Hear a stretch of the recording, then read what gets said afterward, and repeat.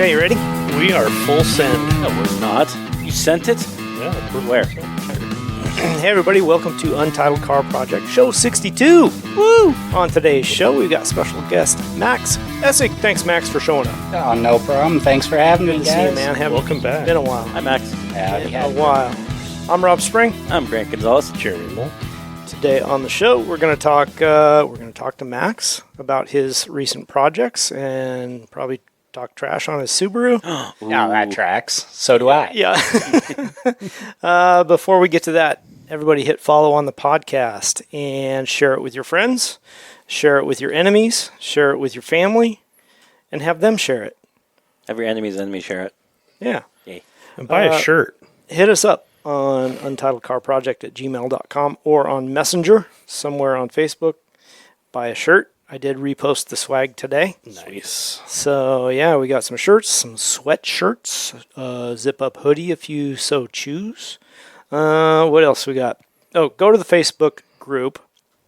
If you're not a member, just click add member, add or join or whatever it is, and I'll approve you. And show us your car project. We want to see it. We love seeing projects. Action's a little low lately. Yay. So, yeah.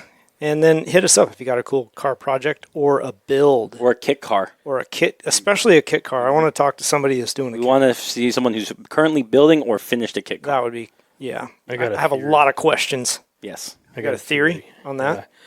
I don't think we're hearing about the projects right now. Everybody's working on their projects. No. They're out driving them. Yep. Oh, that could be. I did see a sweet C10 on my way over here Nice. today. And it sounded like it had original, like a short block 350 in it, but it had really good rumble. Up here on the hill. Yeah. Light blue with white. Nope. Like a maroon, a real faded maroon with, I think, it was a maroon top too. It didn't have the white hood, but it had the white stripe down the side, or it was like a Two-tone. 1965, so it had the Okay. the trim Yeah. Yep. down the side, all slammed to the ground. Okay. Nice. It had like some racing buckets in it. I Question. could barely see over the steering wheel. I was like, man, he must be shorter than I am. Question. Yeah. When it went by, they go, Chad. No, Okay. it did not. No. I got to wonder if he knows who Chad is, though. Yeah. No, it was really cool. All right. Grant, Yeah. you have been provided with jokes. Oh, I pulled one out and I just put it away. Are you serious? It's dumb. If Just reach you in can't there. deliver, Well, I, as a randomly guest, grab one. will. I already know the one I was going to say that came off Okay. on this one. Okay. Oh, So what's the difference between an African elephant and an Indian elephant? I don't know. what? 5,000 miles.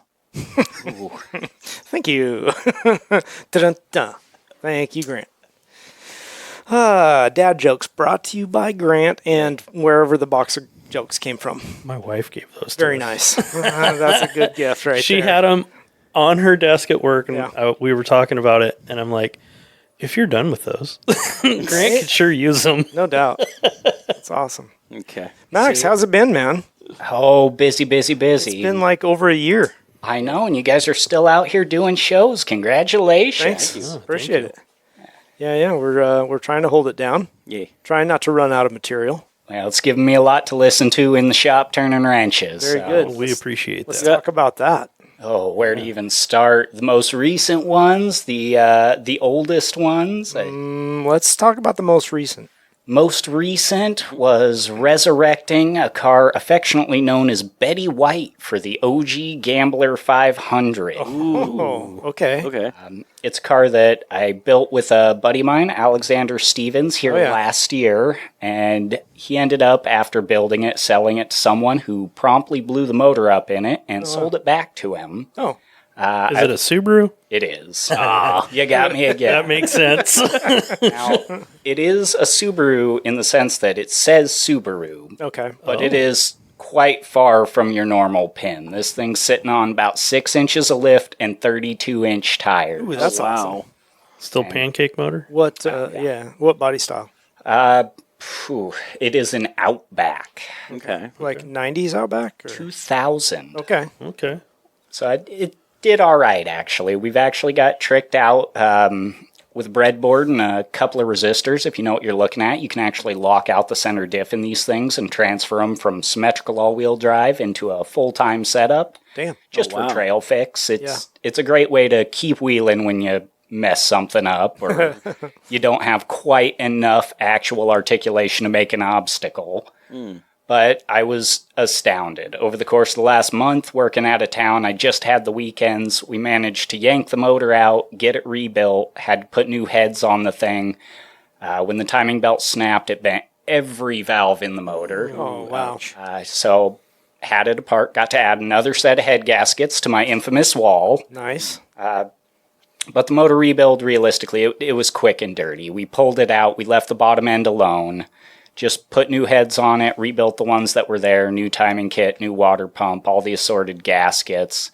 Ended up throwing the thing back together. It took me better part of a couple hours worth of work and close to a weekend's worth of after the motor was in getting her dialed. Oh, wow. But following a couple of little stupid things and a very, very last-minute brake job at, I think I wrapped up 11:30 or 12 o'clock the day before we left. Always fun doing the last minute. Now, is there any other way to do it? Grant is Mr. Last Minute. No, it ended up just being a ton of fun. We got the thing together. We set off from Doomsday Brewing out in Washougal on day one. We met up with a convoy of folks who said they were all heading that direction. And as it turned out, we had to make a pit stop along the way, so we had to split from our convoy. We dipped out to Hood River to grab a few things, and then ended up going south and jumping on the historic Barlow Trail, where we did the proper gambler thing and promptly filled up a couple of extremely large trash bags with pretty much everything left on trail. That's good. Rumbled on through picking tires and trash until we hit the White River. That was camp for night one. Beautiful area, wide open. If you have a vehicle that can access it, I highly recommend this area. It's a northwest wonder for sure. The river is right alongside the campsite. You've got beautiful trees all around you, the cool breeze going. From there, we woke up the next morning, packed out, made our way down to the OG, and finally laid into proper gambler town, which, as I understand it, and please fact check some of this, but loose counts of it, we had roughly 5,000 or so people in attendance. Good Lord. Hauled out almost 200,000 pounds of trash. Wow. Also, good Lord. Wow. I believe 16 vehicles, 2 RVs, and a boat out of the desert surrounding Madras. Wow. It was one heck of a turnout. No doubt. Yeah. That's Where that's a did you lot of put the trash. boat? Right in a pile with the rest of the BS. Okay.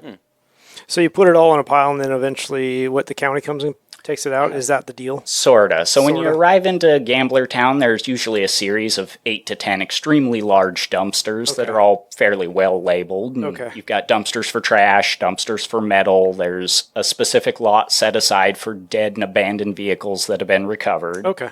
Okay. The boat, the RV, everything ends up kind of over there where Yeah. they bring in some of the local volunteering companies that will haul them out and get rid of them Gotcha. after they've been marked by, I believe it's state police, tell you it's been abandoned long enough, you can get this off of public land. Sure. Yeah, they run VINs or something. Absolutely. Gotcha. No, that's good. I know that the Gambler is set up as an event to clean up the forest, basically, and have a good time. And that's exactly it. This year Yeah. we decided to play it a lot like the OGs. Typically, yes, Gambler Town's set up on day one and people will start to trickle in and arrive. But back in the day, that was the get, is you go out into the forest and you get on gravel as soon as you can. You cover as many miles that way as possible. We like to play a game called Pavement is Lava. Yeah. And just keep your rubber on anything that's not that lava. So Right. we ended up picking, I think, me personally and the one person that came with me pulled about 110 or so gallons of trash out, 2 of the giant 55-gallon contractor bags. Yeah, yeah. We kind of ran out of room with all of our provisions and our recovery gear and everything else. They ended up strapped on top of the rooftop tent on top of the car. Right. I found a pretty decent last minute deal on a Smittybilt RTT, And for the price, I couldn't say no, and it ended up on the Gambler. What's this mini built LTT? It's a rooftop tent. It's a soft design one, so it's kind of a clamshell that you flip open once you got it out of the bag, and it opens itself up into a big tent on top of the rig. I think my brother has that. In fact, I know he's got that. It's a soft one, and it folds down. There's a ladder on the end of it. Yes, correct. And I've had one for years now. I've used it for overlanding, and I just didn't want to move mine off of crossbars and onto another vehicle. And luckily for me, the deal I found was good enough. I wasn't going to say no. I was just going to get it and slap it on there. Nice. Ended up being excellent. And one thing that RTT people will tell you is once you've done it, there's no going back. You're not going to be a peasant. No more ground dwelling. You're going to sleep up there where life is good. Yeah. That's funny. Right on. So when did Gambler happen? Oh, let me... Was that... Well, just give me a month. Oh, shoot. That was this month, I believe. Not Really? but July? July? Ooh, June. Okay. Last month. End of June, yep. Right on. Okay, so that was recent. June 2025. Good job. Good job. How many times have you gone to Gambler? I believe that is my third or fourth Gambler event, my second OG, and I've done the Gifford cleanup a time or two, and that one's coming up, I believe, next month.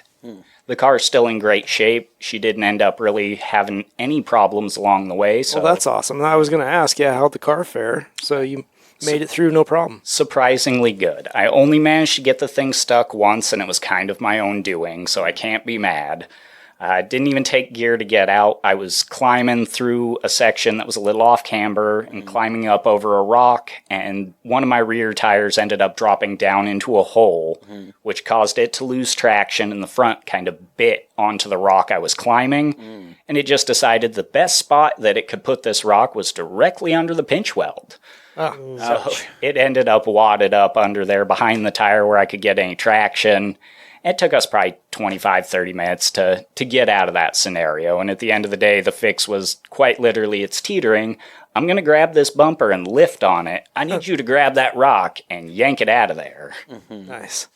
Did you have any worries of what the car could potentially fail at during the journey? You know, I was a little afraid of the motor letting go just because it was a pretty last-minute dirty garage rebuild. Yeah. I certainly didn't use a ton of torque specs with it. There were more than one supplied.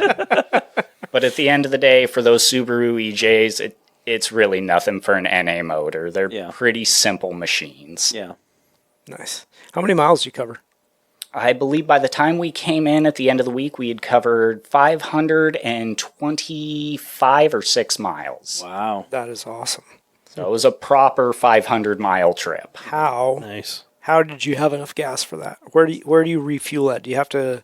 We made multiple stops along the way. Sure, our last pit stop was right before we hit gravel, which covered realistically the better part of a day, and then getting down to the Gambler into the OG.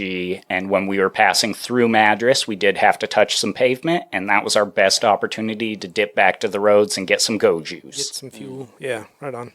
Yeah, I was always kind of wondering how that worked. Like if you're far enough out that it's a hassle to go get fuel, or you bring a fuel with you, you know. A lot of folks do. Do you keep fuel on board just in case? I did not for this particular scenario. Probably should. Yeah. In my defense, unknown to me at the time when I set off, I figured this thing on 32s was just going to be a pig. It was going to suck down the gas. Yeah. And much to my own surprise, the car actually managed about 30 miles to the gallon for the entire Dang, trip. that's That's incredible. Yeah. on those tires. That's giant insane. tires. Yeah. And locked. Yeah. Well, electronically locked. So, Okay. You turn it off on the... yeah, I was toggling Pavement. it for any Okay. kind of pavement. I didn't want to scrub or blow up that center diff. Yeah. So I got a question for you. Because fuel is so scarce out there at times, does anyone keep like a fuel tank sealant or like flex tape or whatever, just in case you have an accident like that? Where Flex you seal? Yeah. That's incredible. I know.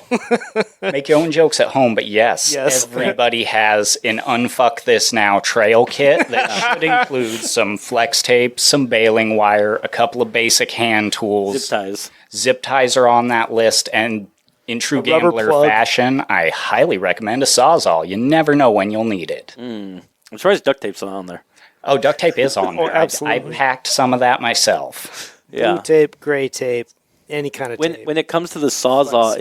is multi-blade is what everyone takes, or just a saw one? Saw? Like, what are they mainly used for? Cutting down limbs or what? We've seen a few limbs and a couple of down trees. Realistically, what we need is something to unmangle body parts. A bent after, fender. Yeah, skill Something didn't stuck into necessarily the match wheel. ambition. Yeah. There were a lot of vehicles that ended up wadded up pretty good just on some trail they probably should not have been. Unfortunately for us, or fortunately, however you want to look at it, there was a last-minute move this year. We ended up in Madras at a place that became affectionately known as Camp Moo Dust. Moo dust? It was, I believe, an old cattle ranch, and there was that thick, thick layer of silt on top of everything that you just touch it and Gosh, it it just- explode into the air. That's Oh, yeah. cow shit. by the way. Yes, it was. Wow. Yeah. What prompted the move?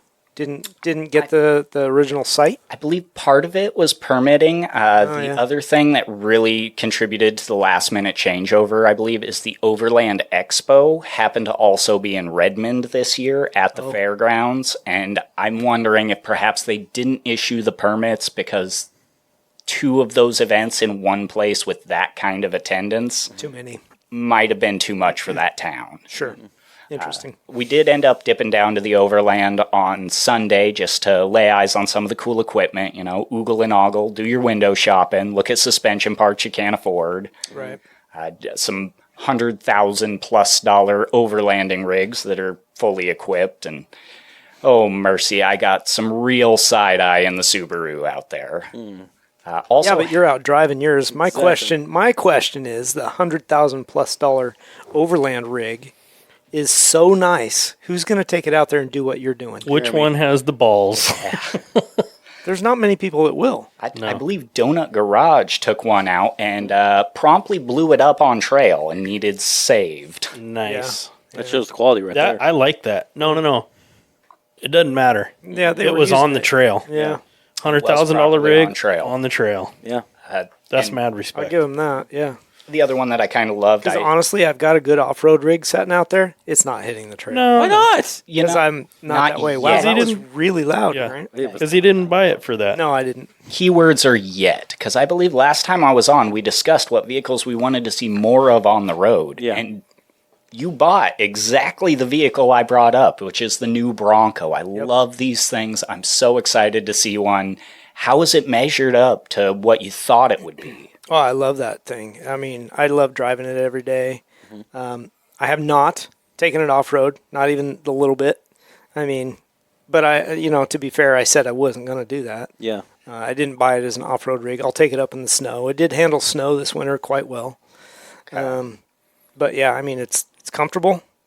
It doesn't get great fuel economy. It's like 20 miles a gallon.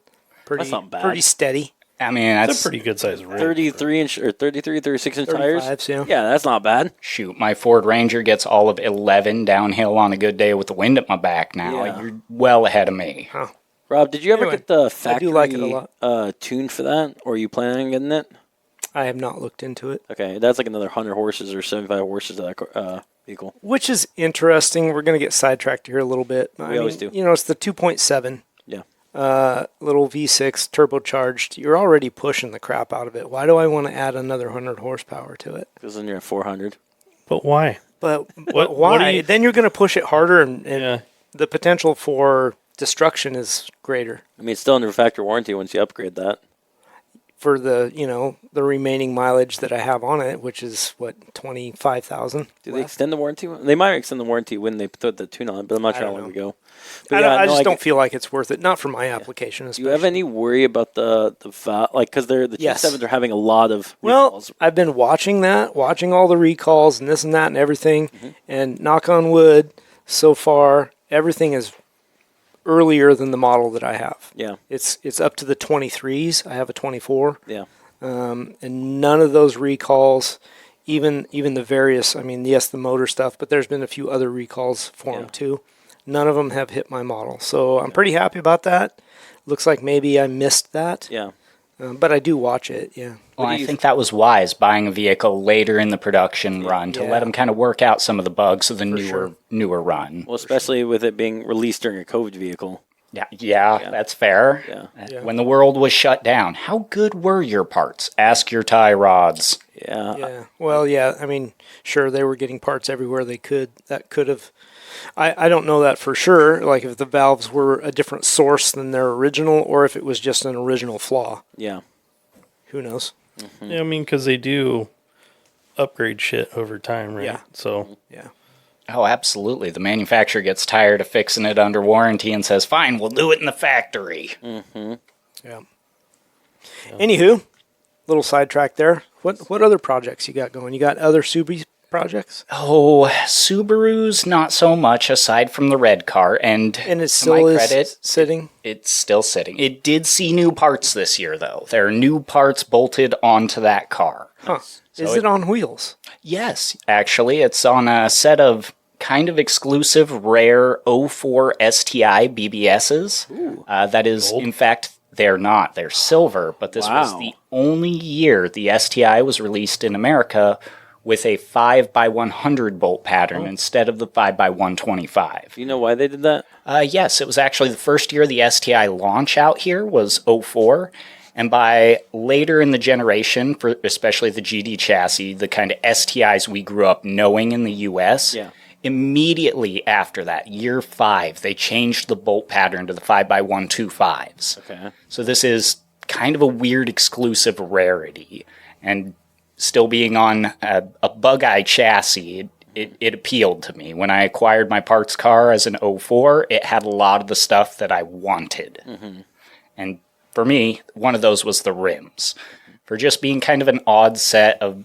They're nothing fancy, really. But for a manufactured set of Subaru wheels, if you wanted to buy one of these in the aftermarket right now, you're looking at about $1,000 for a set of these rims. Wow. I get a kick out of that. I think it's weird that they're the odd bolt pattern. You see a lot of them for sale on Marketplace, people who don't know what they have, and they'll post them low. Or vice versa, you see a lot of the 125 BBSs posted for similar prices when realistically the market's only demanding $600-700 for a set of those. So, what parts did you get, and where's the process? This car's been in the works for how many years? 5? 4 or 6? 5, yeah. In its recent settings state, as much as I hate to say that. And I do intend to get back to it. I had a couple of big hang-ups this year in that my daily kind of went tits up. I covered, we'll get into it more here in a minute, but the Right. race truck build did happen. Yep. And promptly got taken away. Dun, dun, dun. Yeah. But I mean, it wasn't super prompt, but yes, it did happen. yeah. Anyway, go ahead. no, I do intend to get back to it. Some new parts have gone on. The one that sadly excites me the most, and it's silly and simple and very cheap, was a proper set of hood struts for this car. For years, I've lifted this hood up and pulled out the stick and propped it, just like a civilized human being. And finally, I got tired of it, and it was time. So I broke down and spent $60 to get a decent set of struts, and now it's one finger pop, and psh, there it goes. So you added weight, you took away the racing aspect of it. Yeah, It was lightweight with the single pole. sorta. I've also acquired a large 3-inch X-Core Moroso radiator for it that should certainly help with cooling. We're in the process of kind of putting the bay back together bit by bit right now. I'm looking for STI boosters, the new STI. There is a difference in the clutch systems in these years. Yeah. It's like the O2 had a clutch that was a push style or a pull style lever clutch. And then the newer one on the STI has the push style piston that pushes on the fork to disengage your clutch. Okay. And it minor tweaks, but you have to make the upgrade. It won't work if you don't. And I'm really hoping to abuse that 6-speed this year. It's got the shorter gear ratios. They're built significantly better than the Glass 5 speeds. And hey, whole year, haven't blown a head gasket in it Knock on wood. because the motor is sitting on a stand right in front of it. Yeah, I was going to ask if the motor's even in the car. It is not It is not. currently. Yeah. I tore it out, and I believe last time we talked about some of the findings. I haven't delved too much deeper into it, but last time I had it apart, I did pull the oil pan off it. And sure enough, in the pickup baffle was half of one of my main bearings. Ooh. So I fully believe this block, without even splitting it, I'm just going to write it off. There's no way this thing is still in tolerance. If that motor locked up hard enough that I can't turn it, she's probably tatered. Oh, you can't even turn it? I can't turn it with a 3-foot breaker bar on it. wow. She Yeah, is it's locked. That's why you get a 4-foot breaker bar. Maybe. I did Yeah. add a jack handle to the end of it, and rather than spin the motor over, it was tightening the crank bolt. Wow. Okay, well, there's that. Do you have a line on a new block yet? Yes and no. So I've been debating heavily with going with an RA short block, just for what they are and out of the box, the price points, the ease of use. You can make pretty good numbers on them. But I'm still kind of hung up in this vision of the Colin McRae Super Rally sport machine. And I want that 4.5, 500 horse, which is going to mean going closed deck to hold that power. Yeah. The RAs can push that, but they're not going to do it reliably. You start I pushing mean, it's a those Subaru. numbers. You don't expect reliability. Fair enough, fair enough.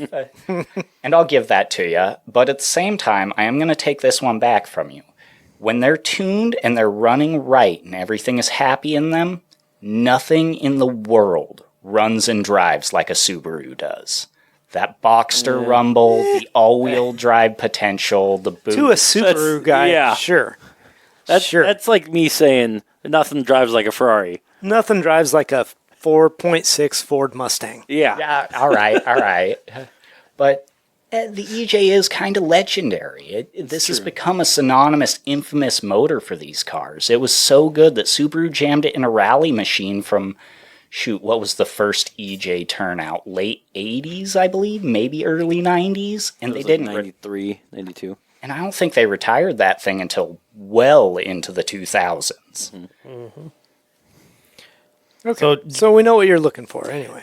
Looking for bigger and badder, and Yeah. I'm still kind of at that same point where price is my hang-up point. Well, yeah, I mean, we're all budget racers here. I'm surprised Rob hasn't brought up the LS motor yet. LS, swap that baby. You know, there is an '06 STI out here in the Northwest that runs an LS with an adapter plate to a 6-speed, so it's technically still all-wheel drive even. Ooh, that's awesome. It's a really cool project, very unique, very neat to me, but maybe a bit further out of my wheelhouse than I'm comfortable Nah, going. man, we can find you an LS1. Drop it right in there. Are you talking about Sam Albert's car? You can find the connections to get an adapter. So Sam Albert's car Yeah. is all Subaru except for the Ferrari motor in it. Yeah. Oh, he said it LS. Oh no, it's an Oh, it's an LS LS? project. I have seen this car though. I believe he's run in some of the rallies. Yes. Yes, no, and that is amazing. The sound of that thing ripping through the forest is unparalleled. Yeah. Oh, it's definitely got a distinct note. Yep. Yeah. Oh, whenever you want to get past the LS into something a little bit more extreme, there's always a 4.6. Well, I'd like it to run reliably. Yeah. He did say he wanted it better than a Subaru. So every Ford I've been around that has blown up runs perfect minutes before it blows up. Minutes before. Yeah. Man, it was running so good. And then all of a sudden it wasn't.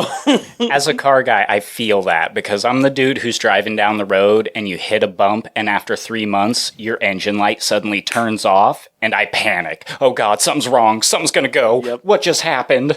Yeah. Yeah, it's Light always. burnout. Yeah, maybe.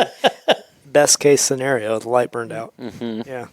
It always runs really good right before destruction. Yep. No doubt. Yeah, So, yeah, that project's been on the burner for a while. it has. And she's seen a couple of new parts. I've kind of wheeled it around my shop a few times and sort of started to restart this and got back into it. I put a few things on and then suddenly car ADHD. I have a carcane problem and another project I like calls. that. I can identify with that for Yeah. sure. Yep. I think everyone here has that problem. Yeah. Jeremy. Don't look at me. He doesn't even have a car. I don't. We've tried to fix that situation. Yeah. Yeah. Actually, my wife and I tried to recently fix that situation. Really? Do tell. Almost got a Toyota Land Cruiser, the 80 series. So like a 91, 92. Okay. We went and looked at them with that inline 6. Yeah. And the only reason we didn't buy it was because it didn't feel like it had much motor left. So are you looking one with a healthier motor or what? Well, right? I mean, Well, rebuild. yeah, I was Especially- kind of thinking that, but what the whole point of it was going to be so my wife can take the dogs to and from work. So we were looking at it, opted out of that one. Okay. We've got a couple other ones we're looking at. Maybe not. So is that what the led 80 you into the series. Porsche in the driveway? So he's not looking for a project car. Well, no. No. Not really. actively, but let's be honest, as car guys, if anything ever rolls past us and the price is too good to say no, we're going to treat it like a Sarah McLaughlin commercial, So- and we're taking this neglected is- baby home. Truth be told, I'm looking for the project. She's looking She for is the not. turnkey. Yes. Yes. I was not going to say anything. Glad you did. Yeah. All right. Well, that's fair. It's hard to say no to projects, but there's sometimes you have to. Me and Rob have been in heavy discussion about Yes. Well, let's just discuss how far your quote-unquote Lambo project has come. Shall we? we have to bring that up. You have done more Yes. work on all of your cars, or any one of them, I will let this be known. in the last year than he has on that thing. I think legitimately since October, almost every weekend has been due to car building of some kind. Or for a month and a half straight was arcade. Okay, well, So, and like- I'll give you and that. The that's- rebuild on the Jurassic Park machine's very cool. Thank you. Is it done? Oh, my God. No, because I put on pause because I was focusing on Liger and then focused on Tonio's Mustang. A squirrel ran by. I had to know. get the cars I ready know. for race season. Honestly, the Jurassic Park games were the first squirrel. Yes. Yeah. I almost had him get that Lambo out of there so you could have another project I that I was need working out of on- my driveway. So I was working on the Lambo for like 3 months solid. Maybe longer than that. It was so close. I know. It was so close. And I'm waiting until probably September before start because it's too hot to work in the shop now. Yeah, it's awful. Like it's weekends are possible if you get there early enough, but with the Oregon heat and with an insulated shop, it's just, you can't work after work on that, especially working out all day already. I'm not sure how you work there. Anybody hear excuses? During the daylight Just hours hearing anyway. excuses. Oh, more excuses. Okay, perfect. More excuses. Well, good. Race is on. We can make a list of excuses and see who gets to the bottom of them first and actually finishes But something. I will say the Lambo project from where it was last put There's your was challenge. I am currently working on the adapter plate between the transmission engine and getting it so it actually is safe and because the engine did run before I messed all this, but make it so it actually mounts perfectly to it. Other than that, that's left is brakes and cooling because the radiator's in front and stuff. So it's near there, Frame wise, I've got everything well done where I wanted to. Suspension. So anybody listening, if you're interested in a half-baked Lamborghini Countach project, Take car. Let's call it what it kit is. car. It's a glorified Fiero. yeah, it's a kit car. Hey, to be fair, it's It's an a- 88 Fiero. That's a very 88 big. Fiero with a big- Countach body on it. If you're interested, contact us at untitledcarproject@gmail.com. You can take her home. Grant will accept a reasonable offer. Reasonable offers accepted. Yay. Flat raspberries and a crisp high five. in. Make it strawberries and yes. There it is. There it is. So, all your listeners, just ride on in to Untitled Car Project That's and right. let them know you're interested. That's right. Let's move on to the next one because this one is quite interesting to me. Somewhere down the line, when we had you here last, we mentioned autocross race truck, Yay. We did. and you took it seriously. I hate to say that I did. We love Why that you did. hate? We had We influence. absolutely loved that you did. Yeah. So, in regards to that, it kind of turned into when you guys issued the challenge, I chuckled my way home about it. And then sat down when I got there, and I inevitably, over the course of a couple of beers, got to looking at my old farm truck and said, This truck's been through enough at this point. It's kind of just a toy. Why not? Let's try it. Let's see what it's going to take. Let's see if I'm right. Yeah. So I started building, and my very first build on this thing, it was 100% budget friendly. Everything I did was on the dime for the dollar. Right. All in, this car, or truck, rather, ended up with a flip kit in the rear. It ended up on lowered springs. I put a JDM drop set of front arms on it. Ended up rebuilding the entire brake system. I took care of all the maintenance. It got a newer clutch setup that was rated for a little bit more power, was a little bit stiffer. We got the motor kind of running back to the point where it should. It was still the 4.0 or was it the 3.0? Neither. It was a 2.3 Lima. This is the 4-cylinder. It was a Oh, okay. 96. Okay. Or 94. The bed was off of a 96 Splash. The nose I ended up pulling off of my parts truck. It was a 2000 that had the sport clip. I'm just fond of that front end and decided, yeah, why not? I've got one here. What's it going to take to graft it on? It looked good. And realistically, it was a lot of weekends of comes home for the weekend, wanders into the garage. You spend the better part of a day or two wrenching on it. And if you do happen to be home during that week, I was getting home by 5:30, 6 o'clock, I'd go spend an hour and a half, 2 hours in the garage. All in, I think it cost me almost $4,000 to get this truck like race ready, where I was happy enough with it that I wasn't afraid it was gonna grenade on the road. And then I went through the process of talking to my local wrap shop and spent way too much money to get it wrapped in kind of a dumb wrap, but I liked it. And not long after that, it was actually just before race season this year, I ended up making some less than good life choices and coming up a very, very steep and windy, curvy road to the top of the mountain on which I live. I was very comfortable on this road. I was having my own initial D moment, and I let my inhibitions go, and unfortunately, driving this car at 9/10 on public roads is not the answer. I caught a bad bump.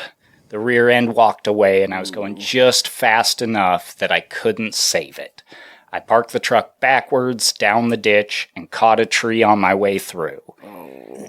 Now, that wouldn't be so bad. I wasn't a ton of money into this thing. No one was hurt, luckily. That explains your missing arm. Well, it'll grow back. Don't worry about that. Unfortunately, where the tree had hit, and it wasn't that bad of a hit, but it did hit in the cowl and A-pillar of the truck. So in order to save this thing at this point, I'm looking at a rebody, bare minimum. And if I'm honest, the frame was already twisted from accidents previous. Yeah. So at this point, it's just a fancy parts truck. I'm back in the market for another one, a 94. I'm really looking and leaning towards single cab. I know they're not big person friendly, but the shorter wheelbase, the saved weight, it seems better for the autocross setup to me. There's less room for a cage, and I sent you a couple. you did, and I took those very seriously. But following that wreck, I ran into a bit of an automotive funk where it hurt my heart walking into my garage, because I would open up the shop and I'd see 5 vehicles, 4 of which I'd built and I thought were pretty cool at the time, and not a one of them had run. I experience that all the time. So It is not a fun feeling. unfortunately, or fortunately rather, after a bit of woe is meing and weighing out my options and figuring out what I wanted to do, being particularly heartbroken because my White Ranger, the one that I believe we talked about last time, my overlanding truck, was my daily for the better part of a half decade, finally gave up the ghost. Oh, Okay. The 4.0 blown head gasket, compounded with a failing transmission, and rebuild, I think, number 5 or 6 of the front end. I finally had enough, and a buddy of mine talked me into going out, and we're going to go look at Rangers today. Let's find something cool. Let's get you back into it. I don't care if it's a project for the race truck or a daily. Let's find a Ranger. So we sat down and we did the thing, and he's a bad influence, so I spent way too much money buying a new work truck Ranger. Oh, okay. Number 4 in my fleet currently. This one is a gold 2002. It's a 4.0 XLT 4x4 with the extended cab, and it has a custom Bradley built flatbed on it. Oh, wow. Kind of slick. I don't believe Bradley built ever actually made a bed for these things, so somebody put in a lot of work to make this thing fit. And if I'm honest, the craftsmanship is amazing to me. This is one of those instances where some other mad scientist has got their hands on it, and you're not upset by what they did. Yeah, that's cool. That's good. They did a good job then, yeah. Yeah. I ended up doing just a little bit extra to it because, well, I can't leave anything good alone. So I had to redo the front end. I put a new bumper on it, a period correct brush guard. I put some ditch lights on the thing. It's sitting on 4 inches lift and 33s right now. Okay. It's fairly well equipped for towing, but if I'm honest, right now it gets most of its life as a work truck. It's just big enough I can fit most of my elevator pallets onto it, and it'll drag them anywhere I need to go and back. Nice. So, still in the market for a replacement chassis. I am. For the I'm race truck. 94. I don't care if the motor is and trans are good or not. Right. Frankly, I don't care about the body that much. Right. My bed is still very salvageable. That'll end up moving over to the new rig. Yeah. I do have Just need the cab, really. I really do. I And need frame. a cab and a frame that are not too messed up, which Yeah. realistically on the current market, it's not that bad. I could be out of one of these things for $1,500 in Yeah. decent nick. Right. $2,000 if I want it running and want a spare drivetrain for it. Right. What about pick and pull? I haven't actually browsed the local pick and pull. Yeah. The biggest problem I have with acquiring one of these things right now is if I buy one in a non-running condition, I'm not cool enough to own a trailer to drag it home. Oh, he's got one. Well, you can't put it on your flatbed? That too. Not quite. I've been looking at dollies for like the last month religiously. If I can find a dolly for like less than $1,000 that's not totally tatered and I can license properly, I'm probably going to jump on it and move on to finding the replacement rig. You know, U-Haul will rent you one for $20. Yeah, that too. Well, yeah, but rent or own. I'd rather abuse this thing. For I've got $20? I've got To get a 18 truck rigs home? on my property, and some of them have to go to the scrapyard. Yeah, Owning yeah. one is far more profitable to me right now. Sure. Yeah. Sure. But, you know, if you got to have one to get a race truck at home, You spend the $20 for That's the day. valid. Yeah. That's valid. it's pretty easy. Yeah. Well, if you planned a really good day out, you could Yeah, get no rid of doubt. a car or two and bring another one home, That's true. all for $20. Yep. That's fair. Could make money out of that deal. Yeah. There is a high probability. I've got several rigs that are ready to go at this point, and a few of them I still need to pull some parts off of. I don't know when I became the Ford Ranger guy, but it happened, and I've got this intent knowledge of this silly generation of tiny trucks now. And it's like, yeah, that truck's bad. The motor's out of it. The transmission's failed. The body's kind of tatered, but I know based on the door jamb and crawling underneath it that there parts truck has a limited slip rear end. And I've got an Explorer over here that's got disc brakes. I mean, this could be the setup. Yeah. You need a YouTube channel. Oh, there you go. Max, the Ford Ranger guy. There you go. Well, I'll never have anything on Rick's Rangers. If anyone's familiar with him, any of the listeners, this guy's a bona fide guru for these things. He's been making aftermarket parts for them for years. Yeah. And there's a good chunk of his catalog hanging underneath that race truck. Oh, nice. Okay. So I do want to talk about the stuff that you did to that truck before. Because did you come out to 2 events or 1 last year? I believe I made it to 1 event 2 days, though. I was there Saturday days. and Sunday. Okay. And for both of them, I did make the drive from my place in Woodland, Washington, up to Shelton. Yep. It was a couple hours of drive, and I had just finished the truck the week previous for the End of the World Rod Run in Long Beach, Washington. I made my last-minute drive out there, and over the course of that drive, I determined that the truck was a little too low, even. I was actually rubbing my rear tires on the bed. Oh, wow. And to fix that, of course, the day before I ended up coming out to the event, I did remove some of the lowering blocks on it and brought it back up and added an extended swing shackle to the rear end just to try and get a little more height out of it and some degree of actual up travel back in my suspension. Yeah. I was at a point where it was a little too low. You hit a bump and you could hear the axle housing bouncing off of the frame. That's good. How many, so you still kept the leaf springs on that, right? I did. I kept the leaf spring package on it. I did do an axle flip. So a traditional Ranger of these years is an undersprung axle, where it sits kind of down underneath the leaf. And for the leaf flip kit, what I ended up doing is you kind of take out your U-bolts and you drop one end of the leaves. You roll that axle back up on top of them. You reattach your leaf. You center the axle, get it set where you want it. And there's a kit you kind of drop on top of the housing where the leaf used to set. And then you U-bolt underneath the thing and it comes up and through that. Oh, interesting. So it was quite a simple setup, if I'm honest. Was it tough with the geometry of the drive shaft then after that? Not even a little for this year. As much as I hate to say that, that was a project I did significantly more than half drunk in a garage and still managed to make it done in inside an hour. Nice. Realistically, the suspension on that truck is very simple. Because it is on beams instead of a proper A-arm setup, just some lower beams from JDM ended up bringing down the front end. I think my total drop all in all was like a 3.6.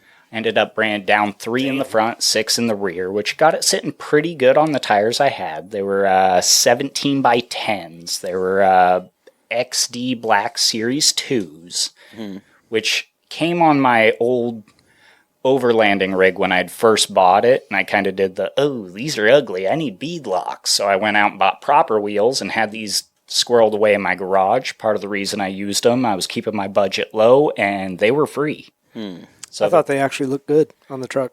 I think they flushed out the wheel wells really well. Yeah. They were maybe a bit wider than I needed for all the whole 90-something horsepower that truck made. Right. Having that kind of wheel and tire, it was everything I could do. I have to put it on the rev limiter and dump the clutch to get it to try and spin one. Yeah. Yeah. But still, you had good cornering traction with it and that kind of stuff. Absolutely. Even on street tires, I believe you were there for that event. And for a little truck with almost no power, it really did scoot pretty good for what it was. Yeah. And I was a little... I brought a knife to a gunfight that day. There wasn't anyone really competing with less than 100 horsepower. And I just had fun driving the tits off of that truck. I was going around corners. All the tires are squealing. The diff was welded. Yep. I believe we had a lollipop on the second, or was it the first or second day it rained?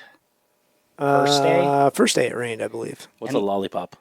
It's a down single cone in the middle, and you've got to loop the cone and come right back down. Okay. Yeah, that was first day. First day. Yep. And with the welded diff, street tires in the rain, everyone else was struggling to really put down a time because they've got proper power and real tires. Yeah. And I didn't have a single shit to give. This thing was too much fun. Yeah. So I drove it like I stole the thing, and that was my favorite obstacle that day. I believe it was my second pass. I started to come in slow. I was like, okay, I can go wide and I can hold my speed, or nope, clutch dump. Spin it. Back end kicked out, and I got to turn around that cone just staring straight over the hood at it. I'm like, oh, this must be what drifters feel like. This is cool. You had your Takumi Fujiwara moment. A proper Ian moment, but not quite that skillful. Yeah. Nice. So, other than, all right, you lowered the truck. You said there was a bunch of aftermarket underneath it. What did you put underneath? A bunch of it was actually the lowering components. Okay. I ended up relocating the radius arms. I ended up moving the transmission higher up into the cross member, which did slightly change my pinion angle in the rear. Mm-hmm. And I accounted for that when I put the axle back in. When I did the flip, I actually reclocked it and moved it slightly further into the leaf springs to regain a proper pinion angle. You've got to be kind of careful if you lower these trucks too much.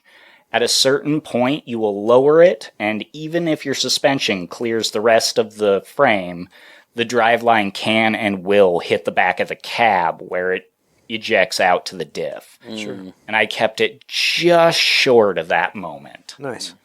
So I welded the rear diff. We did a lot of little stuff. Most of it was maintenance. I think every single bushing on the thing had gotten replaced before the end of it.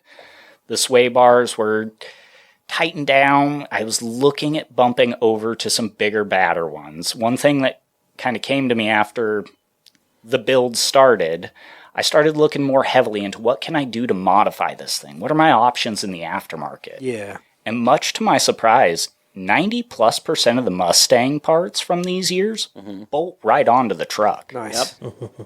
Yep. So That's the same with all years. Yeah. yeah, I mean that's Ford and their modular components, and I tried to tell you guys. yeah, screw you and your exploder. Did you hear about that challenge episode? Enough. I did. Enough. Stop. Hold on. Not even going there. Yeah. So, future build, when you do resume the project, are you going for more? Are you going to go for more power, more handling, more? Because am. watching that car on course, you could definitely use the stiffer sway bars and any other kind of. I mean, I know you've got I-beam suspension or whatever it is. That's going to be a tough one to overcome. And it will be. There are options, though. So one of the things that I expressly looked into with this truck, and one of the things I've actually acquired kind of in preparation for before I ended up wadding the thing up, I did acquire a 2014 Mustang GT all-aluminum rear subframe. Nice. And I was looking to convert this thing on a Z-cut on the chassis to an independent rear suspension, relocate the... Oh, I love that. And I was looking very, very hard for the price of the new EcoBoost 4-cylinders. They're remarkably affordable. I know they fit in that area. Yeah. And it's not hard to push 300 horse out of those things. Yeah. So EcoBoost is that turboed? Yes. Yes. Yeah. Oh yeah. 315, 320-ish horses, right? give or take. Yeah. So Mustang also had a 4-cylinder turboed Fox body. Yes, they did. Yeah. That might not be a bad option either. Well, except for price, because it's kind of a maybe. rare. It's kind of a rare bird. It might be a lot harder to find. And That's the big true. thing for me with this EcoBoost is they were available in just In the droves. everything. Yeah. You know, a Ford F-150 ran them. The Mustang had an EcoBoost. The Taurus had an EcoBoost. Explorers. There's no shortage of vehicles. You can find these things in a pick and pull right now for $1,500 with the ECU and turbo included. Yeah. So I was looking really toward kind of that modular platform. One of my goals with this build is to continue that Ranger regimen where parts are just readily available. They're dirt Right. cheap. It doesn't matter where you break down. You can walk into your local 7-Eleven and say, I need this part for a 94 Ranger. And they're going to go, all right, give me a second. Let me look in the back, and come back out and go, all right, well, I've only got 3 of them, but I'll cut you a deal on it. Yeah. Yeah, I think that sounds like a cool project. Put that EcoBoost in there. I think the kind of a neat EcoBoost idea. with the independent rear suspension on a Z-cut, Oh my stiffen gosh. up the chassis a little bit. This truck could be weighing something like 2,700 pounds, making 300 horse. I think that's enough to make me, I'm not going to say a contender for top spot, but it's You're going to gonna make have me fun, though. fast enough that Yeah. I'm going to run out of skill before the truck runs out of ability. Yeah. So I've got to ask, how hard is it to graft that independent suspension on there? Because like I've heard of the Cobra IRS systems from the Terminators being grafted onto Rangers, but I've never heard of the S197. So it's Or not. it's actually pretty slick the way it works. Looking at the rear suspension setup, the grafting's simple. All I've really got to do is put in a couple of level plates to put the 4 major through bolts through it, and then after that I've got to build some perches for the springs. Okay. But beyond that, there's almost nothing to do. The independent rear suspension on those is based entirely on the subframe itself. Yeah. So the body's kind of irrelevant. And with a truck like this, I'm going to gut that bed anyway. It's really just going to be bed sides at Yeah. that point. and I've got infinite room to fab up whatever I want. My thought is if I Z-cut it about a foot behind the cab, I can add some extra rigidity. I can box the frame, get it good and stiff for the rest of it. And then from there back, I can kind of build an independent suspension based on that subframe, line up the bed to where I think, yeah, that ride height looks good, weld it in place, add a couple of gussets, and I'm off to the races. Literally. Yeah. Well, here's to hoping. Here's to hoping. We'll see if we get her done in time to make another race this season. But Oh man, that would be awesome. I mean, you're pushing it, but yeah, I doubt we'll make it got- all the way through the independent rear suspension. right. But at the point that current truck is, if I could acquire a shell and have it in my garage this weekend, I'm probably only looking at a week, maybe 2 of part swapping to have a feasible race truck again. Do you have your eyes on a chassis? Yes. Okay. There we go. I've found a 94. It is a single cab. Short It's bed? currently, it was a long bed. But I know for a fact that short bed will bolt right up to it and a Sawzall will take the extra foot off it. There we There go. you go. I like it. Yeah, because it is behind the axle. Correct. Okay. Sweet. Well, that makes it easy. Nice. Yeah. I've been eyeballing them. I haven't forgot about it. I promise. I Yeah. do want to get back to this. But the recent builds with buying the gold truck. Oh, yeah. I mean, life happens, right? We all run into those issues. We're just very invested in the project. Yes. So, for learning purposes, what's a Z-cut?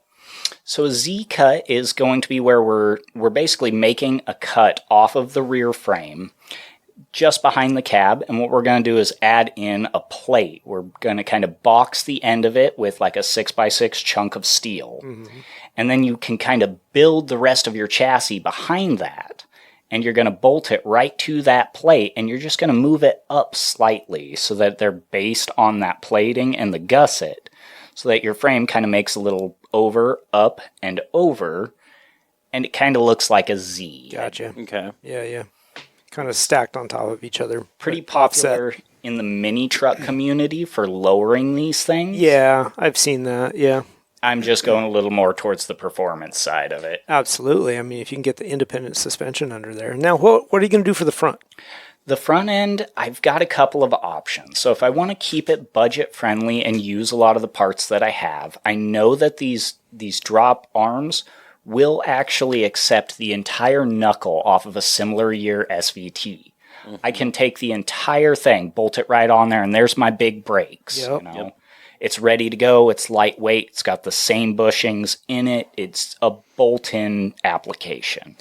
And you can run then coilovers for it? I can. Yeah. So there's a coilover conversion for them as well. It's a little more in-depth, but it is still very doable. Yeah. The other one that I looked heavily at that I'm going to call it a pipe dream because it's probably more fabrication than I'm comfortable with, would be taking the front end out of a more modern F-150 and making the thing all-wheel drive.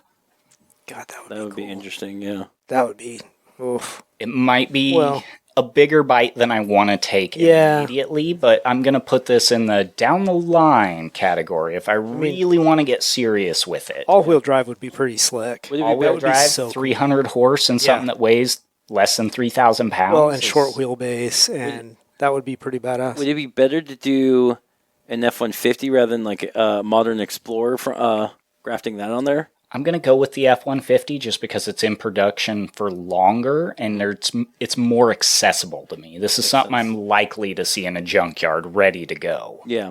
Okay. What about grafting on a Mustang front clip? Because I've seen Mustangs it. have been used for a lot of that Yeah. stuff. I hate to say I've seen it, Yeah. but I kind of love the sport clip. The 94s had a smooth, they're referred to as a third gen, and they've kind of got the nice smooth front end that went through several facelifts. Okay, I'm not talking about the body. I'm talking about your suspension. Oh, the subframe and suspension. subframe. No, Yeah. it's feasible.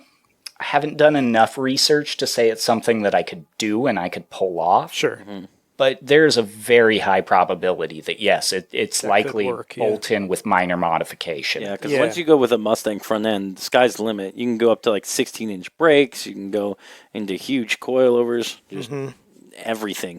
And For my current application on the drop beams, what I ended up doing is just increasing the stiffness of the suspension, and then to prevent excessive roll, I did actually put some limiting straps on it. Oh, okay. So it doesn't have as much as it could, despite how it looked that day on track. No doubt. Yeah, it leaned a lot, but It did. yeah, I would imagine straps helped a lot, but then heavier sway bars probably. And I mean, you're only going to get so much out of it, I guess. Well, on the I-beams, there actually is no front sway bar. Oh, yeah. Okay. Which I believe is part of the problem. A more modern Ranger does actually have the typical A-arms in the front end, and you can put coils on them. It's got a sway bar. You could upgrade to a Mustang sway bar or any other option. But for the year I've chosen that I've kind of fallen into, there's going to be a learning curve in exactly what I can and can't pull off. At least until you start chopping it off and putting something else under there. And I mean,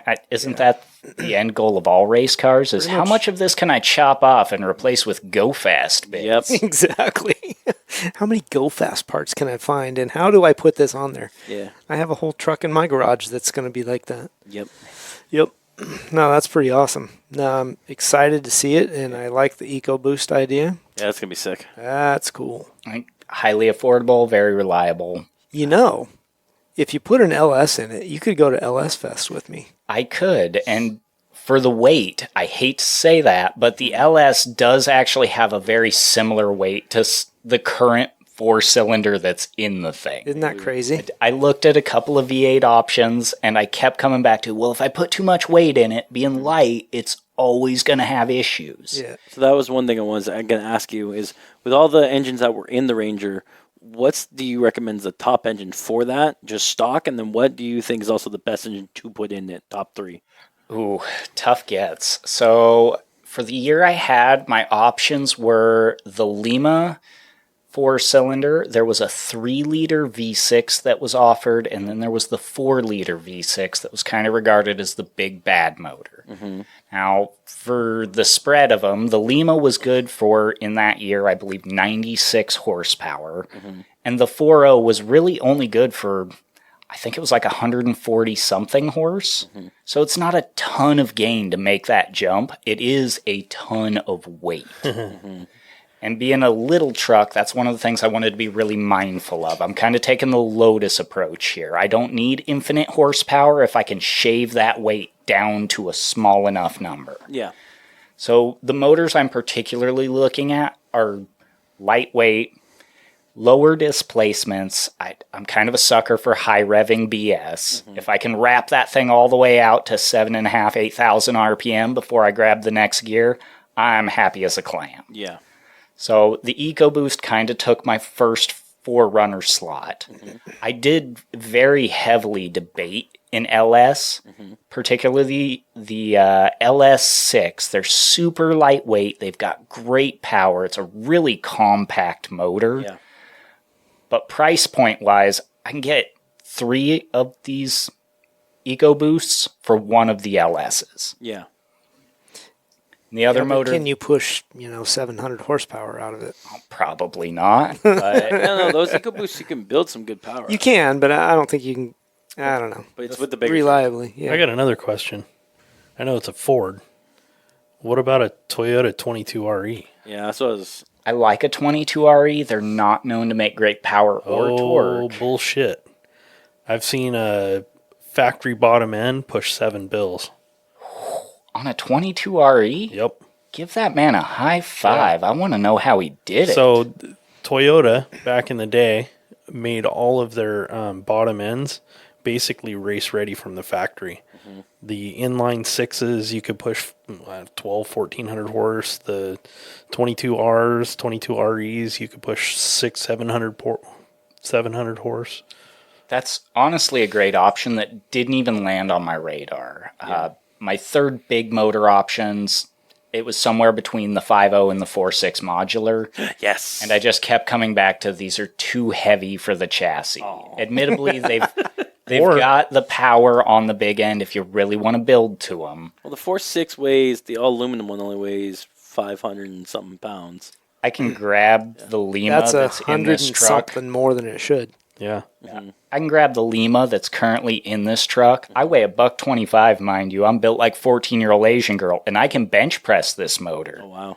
I don't need something that weighs 4.5, 500. Like, Yeah. Yeah. it's just too much. Yeah.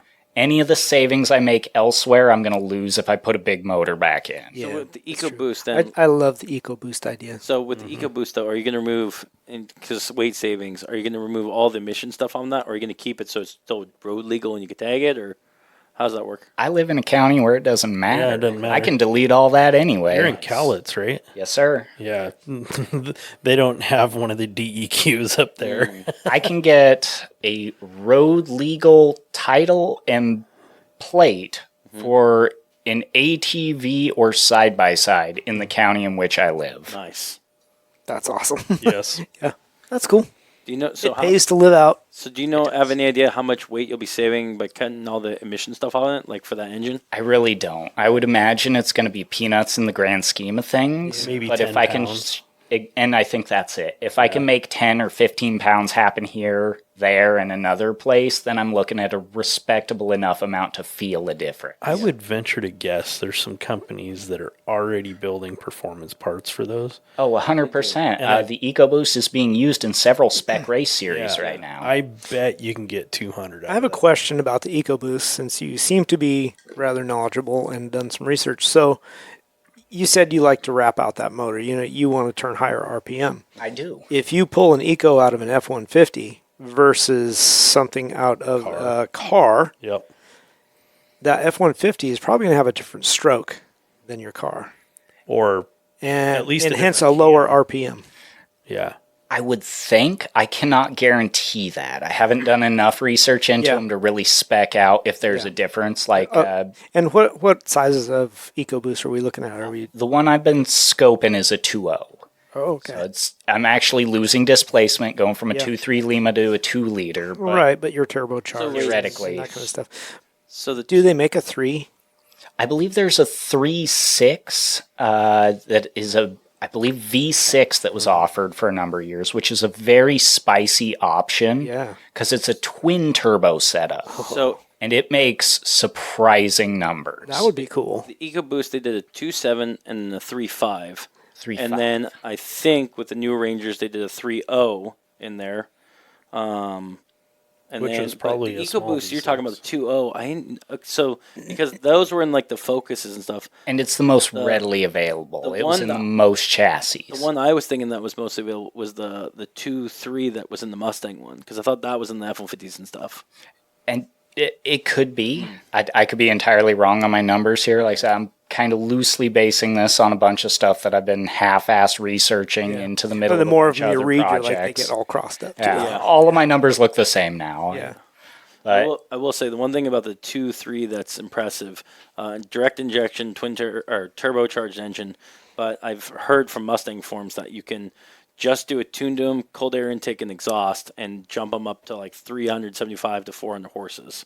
and I think that's very It's impressive. very impressive right off the bat. You said it's a 2.3? Yeah, Wow. yeah, Wow. turbo. Yeah, no, it's nuts what you can do with those motors just from factory. Yeah, that would be would be really awesome in a I Ranger. do know though, because we had a friend. I'm not sure if we talked about this on the show. They rented a Mustang, a 2.3, and autocrossed it. And from factory, after they got done with the day, you could see open the hood and the just turbos in there glowing red. So that's one thing I'm not too sure about is the heat management with that. Yeah. What it's going to take to keep that cool, or like make those turbos last long in a race application. Sure. When they're like constantly heavily being Probably remove it. Well, when it went in. let me ask you this too, though. In a Mustang application, that's that stock vehicle has a very closed engine compartment, a lot of sound deadening and heat retention material, as it turns out. Yeah. Plus a heavier car. You're working everything a lot harder. Does that? And I don't know if that affects the turbo, but I would think it would because it's all exhaust No, it absolutely oriented, does. right? Heat soak is a real thing with turbo motors. Sure. So in an application like your Ranger, might not be as critical. You're going to have better airflow through the hood, through the engine compartment, Yeah. plus a lighter vehicle. Yeah. And as I understand it, they're just a ton of these variable quote-unquote EcoBoost motors. If I do a quick search here and pull up the local wiki page, there was a 3.5 liter, a 3 liter, a 2.7 liter, all V6s. Yep. Then you drop to the inline fours. There's a 2.3, a 2.0, and a 1.6, and a 1.5. And then you go down to the inline 3, Yes. where there's a 1.5 and a 1.0. So there's a lot so of them. many That's a motorcycle motor. options. What's cool is they're all that in that they're all little- modular. They're all like Legos. That little, I want to say the Fiesta or whatever it was. Yeah, the Festiva or whatever it be. Fiesto. Fiesto. Yeah. I'll be honest, when they were releasing the ST version of that car, it was cool enough. I debated buying my first brand new vehicle for one. The price point was respectable enough. Yeah. But the dealers couldn't offer me good enough financing for me to want it. Yeah. Yep. Yeah, that's a tough one. Yeah, I like the options you got there. I mean, even with the 2.3 being able to push that many horsepower, I'm a sucker for the bigger motors though. Like if you get a 3.5 with a twin turbo, that'd be pretty badass. If I in could- that Ranger, Oh my goodness, could you imagine one of know. those twin turbo V6s Yeah. pulling 6.5, 700 bills out of it? I can believe that. It's going to be a smoke show. oh, you wouldn't even have to pull that. So- Shoot, anything 400, 450 would be a lot in that Well, vehicle. the 3.5s, they came depending on what you got. So if they were in the F-150 base, I should say base, the 3.5s came at 375 horses Stock. until they went into the Raptor, because they did put those V6s in the Raptor instead of the V8, which then made up to 450 from the factory. Wow. And then I think the 3.5 was in the Explorer ST, and that made 400-ish horsepower right off the bat.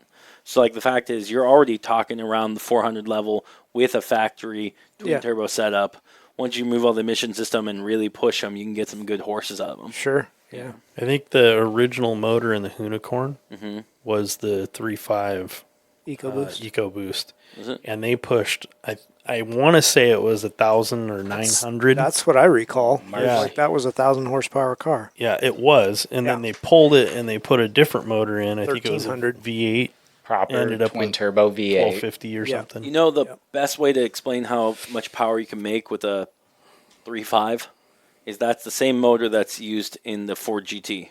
They make 600. new one? Yeah, Yeah. 660, 650 horses. You know, Twin turbo. twin turbo. Yeah. You know, and I know you can make way more than that, but I'm just saying from factory that Right. you can guarantee. That's hey, a this is safe. reliable Exactly. 600 horse. Is you can take that 3.5, build it into what's in the GT. And that was half of my hope with this EcoBoost, is getting something that parts are readily available, they're fairly cheap and accessible, they're simple enough to work on, and number one, big thing on the head, it's gotta be reliable. Yep. Yeah. Well, that's So you something you picked a probably that's something you probably want to look into too, as far as the year of motor that you get, because I do know that some of those EcoBoosts had some issues, Yeah. head bolt issues and stuff like that. So Well, and the other trick is I have to find a manual transmission that I can mate to them. Now, if I use the EcoBoost 2.3, Yeah. I have access to, trying to remember the code, MT104 question mark? MT82. 82, yeah, something like that. But it has a proper 5 and 6 speed that you can couple right to the thing. Yeah. the one that's in it will not, or there's no adapter for that. So There may be. So here's the way I look at it, okay? So the M80, wait, is it M82? M82 is used on the V8 Mustangs. I think it was used on the EcoBoost, and we should check on that real quick. I'm but- ultra curious. I'll do the research. You so keep if, talking. if it's an M82, let's just say from a Mustang, okay? Everything on Ford makes modular. So if it fits on an M82, which means it fits on the 5.0, which means it fits with a TR3650 on there, it fits with a TR6060 on there, they make it so if it fits one, it fits all. Right. That's provided that fits the same as the Mustang. All you got to do is change the bell housing. No. No. Really? Yeah. Bolt up. Like right now in Liger, for example, Oh. it was originally a TR3650 and Sure. the TR660 bolts up to it, which then I know belts, because it accepts it, will bolt an M82 onto it. Oh. You know, so that's why they call it the modular engine, because Yeah. everything modulates onto them. You know, It's Legos. it's what I keep telling you guys. You know, that's the best part about them. That's the only best part about them. Yeah. I mean, Chevy doesn't do that? To a degree, they do. With their engine, The they definitely LS do. stuff. Yeah. Yeah, anything that you could take from one engine, you Yeah. put on the other. Yeah. You know. To a degree. I mean, intake is a little different on Yeah. many of them, but yeah. Let's say the LS range, right? Yeah. So if you're looking at LS6, anything that you could have bought factory off of an LS6 will bolt right to it. Correct. Yeah. Yeah. But maybe not the LS3 shit. Maybe. Maybe it will. I know that there are some differences just from, I mean, I haven't dug deep into that LS swap whole thing, right? I only just look at, the stuff that I need basically. But right. yeah, from glancing at it, it looks like there are some differences, but I could not tell you what those are. I don't know if the bell housing from an LS1 will fit on an LS3 or not. Right. So I believe the transmission I'm hunting is a 10R80. If it's an auto, I still can't figure out what the code was for the proper 6-speed that was in them. It says for this one it is a 6R80 for this 6-speed auto. And that really, was- I'm after the manual. Yeah. I'm a sucker for whacking my fidget stick and grabbing gears. Yeah. Exactly.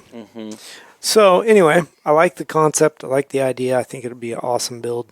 Like, get after it. Send some pictures. Yes. Bit by bit. We'll get back to it. Yeah. In the meantime, I blew a big chunk of my budget buying this new daily. Right. And for the first time in, I'm not going to say ever, but quite a while, I actually took my white truck that went tits up and I did the non-car guy thing and decided I had done enough of this project. It was breaking my heart to wrench on it. I've rebuilt it so many times. It was time for someone else to take over the wheel. And I didn't sell it, but I did put it in somebody's shop. So it's went under the knife. We're going to do a couple of things this year. I'm tired of rebuilding the independent front suspension. The torsion bar setup is unreliable at best. I think I've rebuilt the thing 4 or 5 times now, and I'm just over it. I've been talking about straight axling that thing for a long time. And I finally broke down this year, and I talked to a buddy who owns an off-road shop, and he said, yeah, I'll take this truck on. Absolutely. Bring it down. Let me get onto this. So it's... I see a hand up. Yeah. Sorry. Why are we raising our hand? Verified. Better You than got something interrupting. you'd like to share with the class? MT82 6-speed manual transmission was used in the 2.3 EcoBoost Mustang engine from 2015 to 2020. So there you go. But which one was used with the 2-liter? 2-liter, I'm not sure, but if you do go You're going EcoBoost. yeah, if you're going 182. EcoBoost with the Mustang motor, at least you have that, which means also you have the ability to go any essentially manual transmission from Ford. And I'm behind that. Yeah. Ford's made a reliable like you're saying, even with your Bronco. If I could jam one of those 6 speeds in there, I'm all smiles all day. Sure. Yeah. Anywho, so you got rid of the... I did. I sent the white truck The white out. one, My yeah. buddy's taking it under the knife, and he's going to do some of the stuff that I'm not going to say I'm incapable of, but he's definitely more knowledgeable than me. One of the big things was straight axling this truck, and I've been talking about it for years. I've always wanted to build a set of proper Super Duty axles, and it finally came time. We started talking about the feasibility of it and the price to acquire and build these axles. Well, lo and behold, my pockets were deep, but not quite that deep. So we ended up settling on some Jeep Rubicon axles out of a more modern one. And it breaks my heart to take it away from the Ford manufacturing. But for the price point on building these Jeep axles versus proper big Dana Ford axles, it is surprising. It nearly 2/3 of the cost. Oh, wow. Yeah. I mean, you're saving thousands of dollars just in the build. That's surprising, honestly, because I thought Jeep stuff was pretty expensive. Yeah. Compared to a proper like Dana 60 out of an F350, Yeah. Yeah. pennies on the dollar. Yeah. Wow. And to actually put them into this thing, one of the benefits here is if I was to go with the big F350 axles. Yeah. I've still got to build them. I've got to put in my chromoly axle shafts. I've got to add a locker. I've got to put on a new diff cover that's got the vented fins to keep the thing cool. Mm-hmm. With these Jeep axles, because they're coming out of a Rubicon, they've already got the e-locker. Most of them, if anyone's wheeled on them before they pulled them, they're already upgraded to chromoly. Mm-hmm. It's astounding how little it takes to make them work for the application. Interesting. Yeah.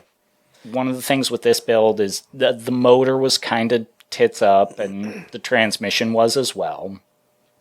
And I've always wanted to build to a proper V8. I've been looking at a 5.0 for this thing for years, and I let him talk me out of it. For the price and availability, I'm going to stuff another 4.0 back in this thing. I'm going to put that transmission right back together, and I'm just going to drive Jeep axles. We're going to try and clear, I believe we're looking for 37s. Wow. Which is giant on a Ranger.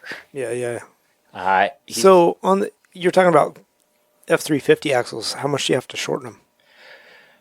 So that's part of the kicker is I didn't want to shorten them. Yeah. I wanted to run full track. Yeah. And for a lot of the trails that we run here in the Northwest, I think that would have been a disadvantage to me. Mm-hmm. How so? Have you been to Brown's Camp out here? Wide. Not recently. It's been about like maybe 7 years. Maybe Highly 8 recommend we grab Rob's Bronco and take a trip out there sometime. But no, it's just too wide. Yeah. There's so many tight turning trails out here that if you don't have a divorce transfer case where you can do a proper dig to make your 180s around an obstacle, you're going to be making a Mr. Bean 273-point turn to clear that tree. Mm-hmm. And as soon as you do, you've got another switchback going the other direction, and you're the guy on trail holding everybody up. Yeah. Can bounce back for a second. So every time I go to Brown's Camp, because that was a place I would go to for motorcycle riding and trail riding for that one. I never done the automotive route on that one. Like how is the terrain out there, and like would you recommend it for a first timer? That's something everyone goes to, or? Absolutely. So in the off-roading community, Brown's Camp is kind of one of the staples out here. Brown's and they've Camp, got, Oregon. Absolutely. This is basically halfway between Portland and the coast out here. And it drops you right out into the wilderness. You are technically, I believe, in a national forest when you're wheeling out there. Mm-hmm. And there are trails for literally every skill level and vehicle that you can think. You can be running everything from forestry road gravel, that's frankly just a nice road with a couple of potholes, all the way up to the big end, the extreme stuff. Trails like Waterfall and the boat ramp out there, just, if you're not in a bouncer, you're going to struggle. You're going to take damage. And there's a solid spread. For me, I've been out there enough times in the last several years. I've kind of got a decent knowledge of, all right, well, you're coming out in a sort of stock thing. Let's go do easy trails. Let's conquer Cedar Tree today. Mm-hmm. Versus, okay, we're heading up. We're going to waterfall this thing, and someone's going to break today. I don't care who it is, but one of you's getting towed off trail. Yeah. Luckily, we're in an area where these things are super prevalent. I mean, Brown's Camp is very common, but there are so many other places out here that are just as good for wheeling. Laddie Flats comes to mind. A huge chunk of the Gifford is readily accessible out, particularly by like Kalama Horse Camp and Lake Merrill. Kind of tough to access, but there's just the coolest trails you've ever seen. Mm-hmm. I get a big kick out of that. We'll go out, we'll wheel. You'll be on a trail for 3-4 hours. You'll see it's a one-way, it's a dead end. There's going to be a loop at the end, and you do a little quick math with your Onyx or your Gaia apps, and you see, okay, well, what's the elevation I'm going to end at? What's the surrounding areas? I'm a sucker for a viewpoint. Yeah. So that's been one of our go-tos, is just go out, go find a cool road, and it's kind of that gravel. Oh, where's that go? Turns out 6 miles that direction to the top of a mountain where you've got a 360-degree surrounding view, and you can see Mount St. Helens, Mount Adams, and Mount Hood. Mm-hmm. the Northwest is a very, very cool spot to wheel. Good sidetrack. So Yeah. I got one more to add to this. When you show up at those trails, there's a gate that's closed and locked. Okay. And next to that gate, there's a series of rocks. They call that the Challenge Trail. Or- Do not pass it. It's called a filter. Do not fuck with the filter. Try to drive over it, because if you cannot drive over it, you do not belong on that trail. I don't know how many times I've seen people fuck with those, move the rocks around or whatever, pull them out of the way with the strap to get over there, and then they get a mile back, and now they're stuck in something really bad. So then why would they put the gate up there and not just put the rocks in front? Now, So somebody can theoretically, get back there with a tow truck. a lot of these gates, and the ones that come to mind for me are the Yakult Burn area. These gates are put up to close trail during the off season. Now, what they sort of take into account is, yes, there's going to be a filter through. We call them gatekeepers. If you can't pass the gatekeeper, you don't belong on the trail.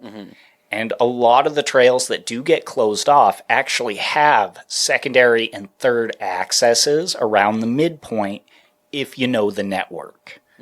And out here, it's extensive. I was saying one of the cool things about that is I can drive up from Woodland to Cougar, and in 45 minutes I can enter the trail network, and I cannot touch pavement again until I hit Chalachi. Oh, wow. And then I can detour, I can go hit four corners, and I cannot touch pavement again until I spit out all the way down at the Columbia. Like, there's hundreds, if not thousands of miles out here. And not all of it's super well maintained. There's a fair amount of trail that we've had to re-break over the years. You know, it says it goes through here, but there's a 200-foot stretch where I've got 16 trees laying on the ground. Luckily for me, or fortunately, I pack a saw and we can move that stuff. I've got the winch, I've got the truck, I've got the saw, I've got the gas.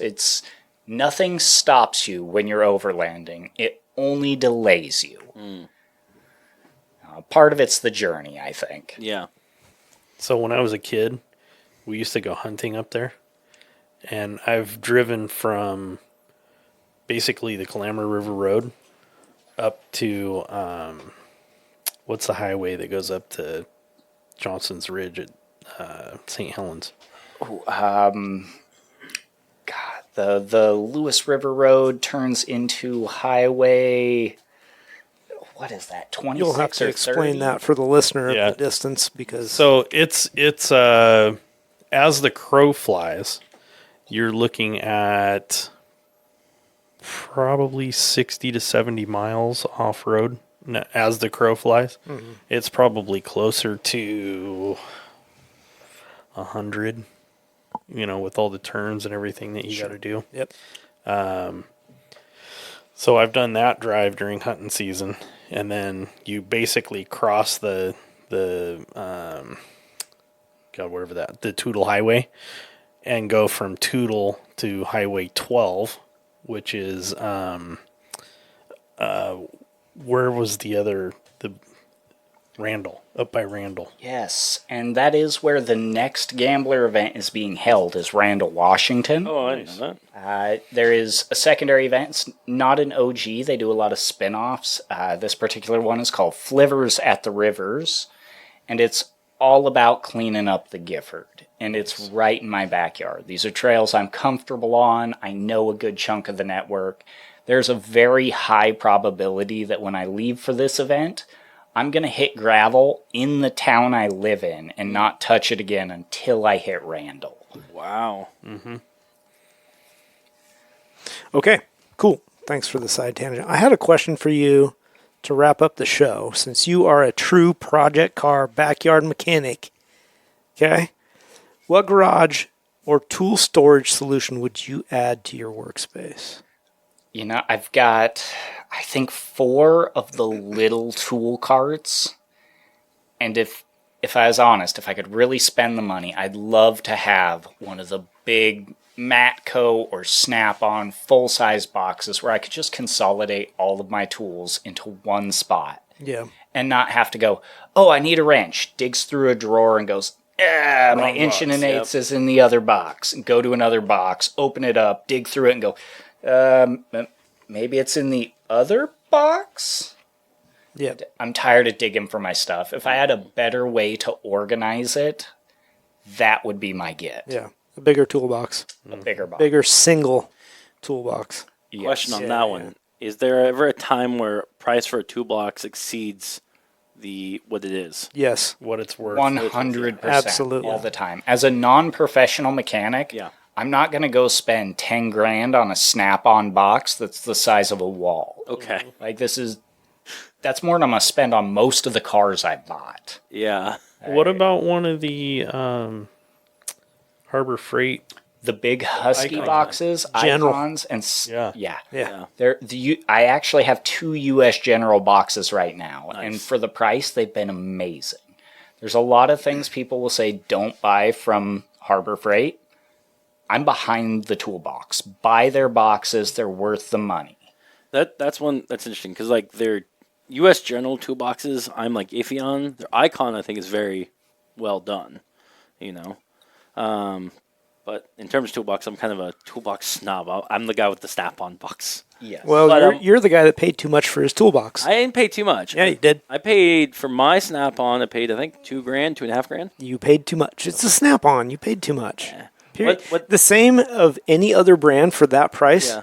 You could get twice the box. So, and that's the thing. My snap-on guy has been pretty adamant about it and kicking me around, and he's trying to convince me into a Epic with something size for like 14 grand now, and I'm like, I don't. Get out of here. Yeah, I keep saying no, but it always gets very tempting. Show up with an Icon box and see what he says. There you go. Yeah, And if ever you do, I'll offer you the Gambler 500 price. I'll give you $500 for your current box as it sits. yeah, Yeah, with everything in it. yeah. Regardless, I need more tool space though because I am running really closely out. I haven't had that issue yet. I've still got enough boxes. My tools are spread. Now, at this point, I'm acquiring more projects than I can actively set my eyes on in a given day. And that's kind of been my big downfall, is there are things I really want to get to, but I've got cars in the way. That means I've either got to move this thing, or I've got to fix it, or I got to move forward in its build, and it's kind of low on the priority list, but who knows? So you need a stacker in your garage. Yeah, Yes, and we talked about this, I think, last time. Oh, did I'd we? recently acquired a lift, Heck yeah. and I really wanted to put a tall 2-post 10,000 pound in my shop. Yeah. And I had a buddy who'd gotten rid of his recent business, and he was ready to give me one. I did the measuring, and I went, yes, this is it. This is going to fit. This is my answer. It's an extended. It's a big boy. It's going to lift a full-size Ram if I need to. And then I got it out to my shop, and I started double, triple checking my measurements, and, well, I didn't measure quite as well as I'd hoped to, and it was too tall to fit in my shop. There was no way I could do it without either undercutting my floor, laying a new pad that was sunken down, Yeah. Right. or chopping structural trusses out of the way to clear the thing, and neither one of which seemed like a great option. So unfortunately, I sold the thing, and I'm looking into a better replacement option. That's Yeah. too bad. Concrete's easy. yeah. Well, I think the expensive, original though. Yeah. pad I have is like a 4-inch pad. And for the lift that I wanted to put in, that 2-post, they require a minimum of, I believe it's 8 inches with reinforced rebar and a 6x6 around each foot. Oh wow. So I kind of dug into that, and I'm like, okay, well, fuck it. Can I make that work? What's this going to cost me? Turns out the concrete work was almost as expensive, if not more, than the lift itself. Oh, I could believe that. And I just could not justify it for the price. Well- I offloaded what I had, and I'm looking at better options. Let me tell you, someone who has multiple lifts, it's always a good idea to have one. Oh no, I believe that, and I want them. There's a reason. Harbor I have Freight the Jacks? initial one. Yeah, you don't even have a lift. Exactly. That was the joke. Rob's got the lifts. What is this guy talking I about? don't know. They hound me almost every episode that I don't have one in my big ass shop. I'm telling, they really are a game changer. I spent some time just around high school working at the Clark County Skills Center. I was trying to become an automotive tech, and Having a lift 100% is a game changer. Oh, I hands down agree. When I used to work in a few automotive shops, that was one thing that always was different than being at home, was being able to lift the car up and go through it. 100%. I will say the one thing that's for me that I think the biggest problem is deciding where a lift's going to go in your shop. Because I have one pull through bay and then I here and there, and I know whatever's going to go on there, especially if it's a long term project, it sucks to take up that time. The one kind of lift I'm looking for that would be nice to go through is a mobile lift, the kind that have like giant wheels on it, can lift, do whatever you need, and then say if you have a project that needs to stay there, you could set it down on jacks and then move your lift somewhere else. Absolutely. I think that's really cool. Yeah. My particular shop setup, I think long-term goals, what I'm looking at is a 2-post lift on one of my bays and a 4-post, if not in alignment, lift on the other. That'd be good. I love being able to stack my vehicles 2 deep in any given spot, and I think it would be a boon to have my own alignment lift. Heck yeah. There have been a number of times where it's like, it's close, it's not perfect. If I had the lift for it, it would be as simple as jacks it up, makes 3 or 4 wrench turns, set it back down, check your string alignment. Yeah. Yep. You should probably, the lifts that you're looking at, double check. Most of them are going to require more than a 4-inch slab. Like a 6-inch minimum. Most of them do. Yep. Yeah. And So you're going to have to do that anyway. admittedly, the 4-post lifts do require far less than the 2-post do. Yes, but they're far less convenient. Yeah. They are less convenient and less accessible. Yeah. Yep. But they're great for parking, because I bought one just for that. Yeah. Well, good. I need something to put my Volkswagen project on. Right. Yeah. Yeah. I did bump my way into, it's a 79 Volkswagen Rabbit. It's a 4-door. It was the first year that they came with fuel injection, and this one was converted and swapped. As best I can tell, I bought it from a buddy who was moving to Texas. Mm-hmm. I took over the project and kind of said, yeah, don't worry about it. You do Texas stuff. I'll see what I can do about this. Mm-hmm. When you get the money, I'll sell this back to you, hopefully as a running thing. Mm-hmm. Well, he didn't bother to tell me quite everything that had been done to it. So not being ultra familiar with my old water-cooled classics, I started tearing into this thing, head over, just right into it. And the motor came out, and I figured out that the stamp for these is on the rear of the block, and it's up, kind of tucked behind the exhaust manifolds, and once you get it out, it's easy enough to see. Well, all the research I could do said these cars came with a 1.6 in them, and you just pull that motor right out of the top, pluck it, put it on a motor stand, everything's easy. Mm-hmm. Well, despite all my efforts, it was not coming out.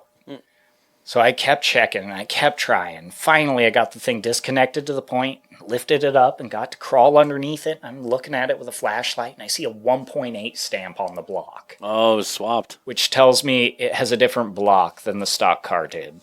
The stock car came also with fuel injection. It was an early year. It was kind of dog shit for what it was, but this thing had twin Webers on it. So I started doing some digging, and I believe now that it has a 1.8 out of a late model Corrado with a 1.6 liter head. It's got the intake off of the Mark I GTI, or Mark I Jettas even. So it's converted back over to a twin Weber that did away with all the old fuel system, and it's kind of a basket case, if I'm honest. There's a lot of work in this vehicle that every time I look at it, you kind of got to do one of the, it might hold. It might work. This sounds like legitimately like an Arturo build. Mm-hmm. Like we had an episode with a Volkswagen specialist from the 80s and 90s. Oh, And please bring him back to me. Yeah, he's if you watch the episode, you will learn everything about those Volkswagens. Oh, come on. You're way overstating that. Not Yes, overstated. you are. So He would have a lot of information for you. yeah. This is a guy I need to contact Oh, yeah. because this thing's a basket case. I'm in a little over my head. It's taken a lot of research just to get to where I'm at on it. And it's not to the running and driving point. Jeremy, and you put him in contact then. Just let it sit to the side. You have a race truck to build. I'm You have working more on it. important things. Yeah. You got an EcoBoost here. That's right. Yeah, EcoBoost. Yes, I've already got the independent rear suspension. If I can acquire the EcoBoost and the chassis, it's just slap it together and go, right? Yeah, that's right. Exactly. Easy. And then paint it red so it goes faster. One last question. The wrap I had on it was way cooler than a single color. One last I've seen question. the pics. Has your hard no car changed? No, 100%. I stand by this. I don't know if I was the first one on show to shit on them, but PT Cruisers are that the was me. worst automotive vehicle ever made. Absolutely perfect. That's beautiful. Okay. The one addition I'm glad you're staying with it. the Nissan Cube. Ooh. Something about the asymmetrical window design drives me crazy. Yeah. All right. I'm okay with adding cars to your list. Yeah, that's fine. Now there's two. Yeah. All right. Well, let's call this one a day. Everybody, thanks for listening. Max, thanks for being here. Appreciate it. Thanks for having me. Absolutely. And again, hit follow, like, share with your friends, your enemies, and your family in that order. Yes. Hit us up on Facebook. Maybe post your cool project on the group page. And again, we're looking for a kit car builder. And we would be happy to talk to a kit car builder other than Grant. Yes. So that's it for the day. Thanks, guys. Talk to you later. Have a good one.